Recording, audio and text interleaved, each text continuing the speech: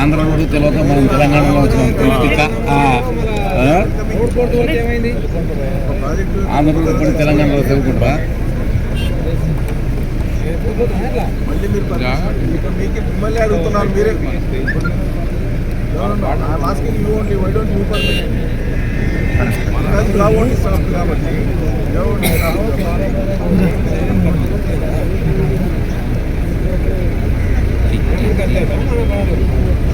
కాబట్టి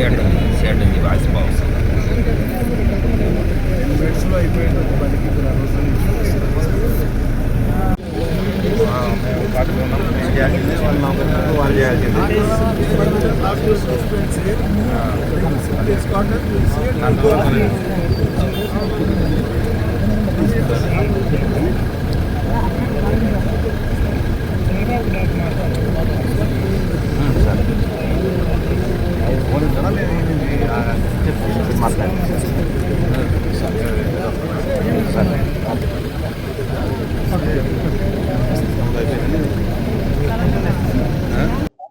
శ్రీశైలం రిజర్వాయర్ మీద ఉండేటువంటి పోతిరెడ్డిపాడు హెడ్ రెగ్యులేటరీని అదేవిధంగా దానికి అనుసంధానంగా ఉండేటువంటి కాలువల్ని ఒకసారి పరిశీలిద్దామని చెప్పి రావడం జరిగింది.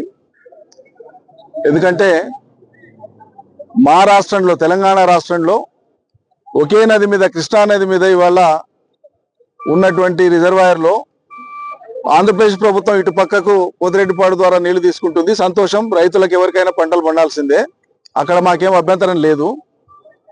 కానీ విషయం ఏంటంటే రోజుకు సగటున 4-5 టీఎంసీలు ఇటు పక్కకు తీసుకుంటా ఉంటే పోతిరెడ్డిపాడు హెడ్ రెగ్యులేటరీ ద్వారా మా వైపు ఉండేటువంటి లిఫ్టులు ఏవైతే ఉన్నాయో ఇక్కడేమో గ్రావిటీతోనే వస్తాయి. షట్టర్లు తెరిస్తే నీళ్ళు యువతలపోతాయి ఆంధ్ర రాయలసీమకి. మాకేమో తెలంగాణలో ఉమ్మడి పాలమూరు జిల్లాలో అట్టడుగున 802 మీటర్ల అడుగున అక్కడ పంపులు ఉన్నాయి. అక్కడ పంపులు ఆన్ చేస్తే నీళ్లు మాకు బయటకు వస్తాయి. మాకు ఉండేదే ఆపరేషనల్ పంపులు 3, కలవకుర్తి లిఫ్ట్ ఇరిగేషన్ కింద ఉండేటువంటి పంపులు పనిచేసేవి 3, 5 ఉంటే పనిచేసేవి 3.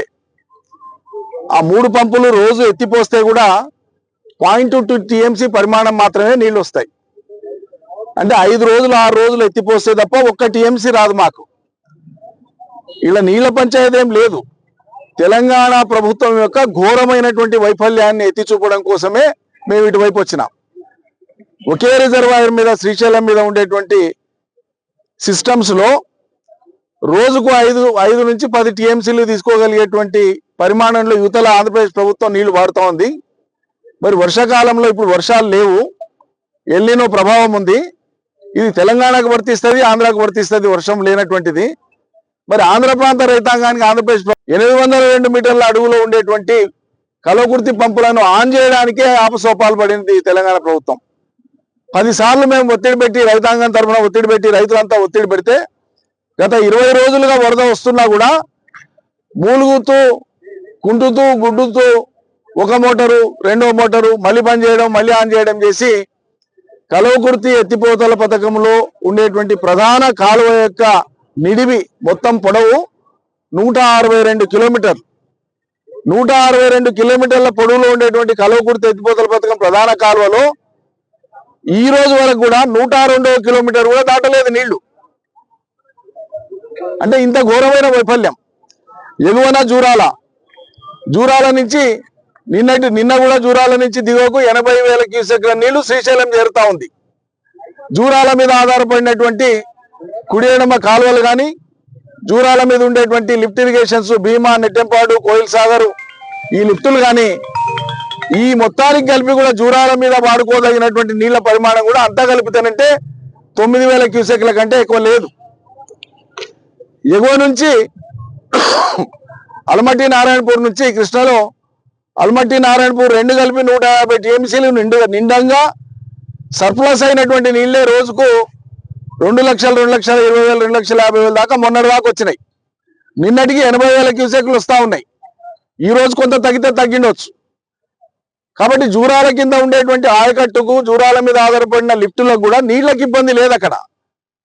కానీ ఇరిగేషన్ అడ్వైజరీ బోర్డు మీటింగ్ పెట్టి నిన్న ఉమ్మడి పాలమూరు జిల్లాలో మంత్రులు ఎమ్మెల్యేలు ఆ నీళ్లు ఎట్లా ఇవ్వాలి ఏం చేయాలి అనే దాని మీద స్పష్టమైనటువంటి విషయం ప్రజలకు చెప్పకుండా దాచిపెట్టి నీళ్ళకి ఇబ్బంది ఉంది, చెరువులు నింపుతాం, మంచినీళ్ళ కాడికి చూసుకొని వాడాలి. మంచినీళ్ళకి నీ చెరువులతో నీతో అవసరమే లేదు.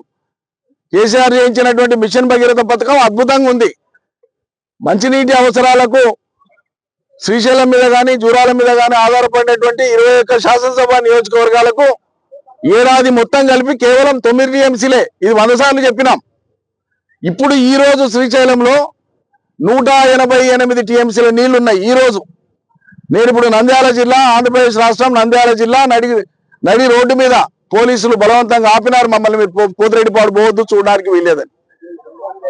ఈ దేశంలో రైతులకు సంబంధించినటువంటి ఒక ప్రాజెక్టు చూడడానికి అభ్యంతరం ఎందుకు ఉండాలో మాకు అర్థమైతలేదు. పైగా మేము దాన్ని ఈ నీళ్లను వద్దని చెప్పట్లేదు. ఆంధ్రప్రదేశ్ ప్రభుత్వం ఇట్లా వాడుకుంటుందా, ఇంత గొప్పగా వాడుకుంటుంది. తెలంగాణ ప్రభుత్వం తెలివిలేనితనం వల్ల, మీ చాతకాంతనం వల్ల నీళ్లను రైతాంగానికి ఇవ్వకుండా ఎల్లినో అని కరువని కుంటి సాకులు చెప్తూ రైతుల్ని మోసం చేస్తున్నారు. ఇది తప్పు అని తెలంగాణ ప్రభుత్వానికి కనువిప్పు కలగడానికి మేము వస్తే మరి వాళ్ళ ఆంధ్రప్రదేశ్ ప్రభుత్వం, ఆంధ్రప్రదేశ్ పోలీసులు ఎందుకు ఆపినో నాకైతే అర్థమైతలేదు. వాళ్ళే సంజాయిషి ఇచ్చుకోవాలి.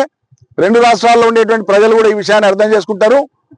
జూరాల మీద ఆధారపడినటువంటి అన్ని ప్రాజెక్టులకు కలిపి, అన్ని కాలువలకు, అన్ని లిఫ్ట్లకు కలిపి నీళ్ళు ఇవ్వడానికి ఇబ్బంది లేదు. ఎగువ నుంచి ఈ రోజు నారాయణపూర్ అల్మట్టి నుంచి నీళ్లు ఆగిపోతే కూడా జూరాలకు వచ్చేటువంటి రీజనరేటెడ్ వాటర్స్ అంటాం. నారాయణపూర్ అల్మట్టి ప్రాంతాల్లో కర్ణాటక 17,30,000 ఎకరాల ఆయకట్టు ఇవాళ సాగవుతుంది కర్ణాటకలో.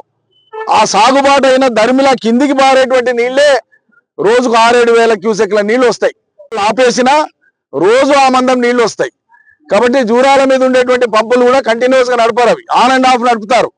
కాబట్టి ఈ వానాకాలానికి జూరాల మీద ఆధారపడినటువంటి వ్యవసాయానికి నీళ్ళకి ఇబ్బంది లేదు.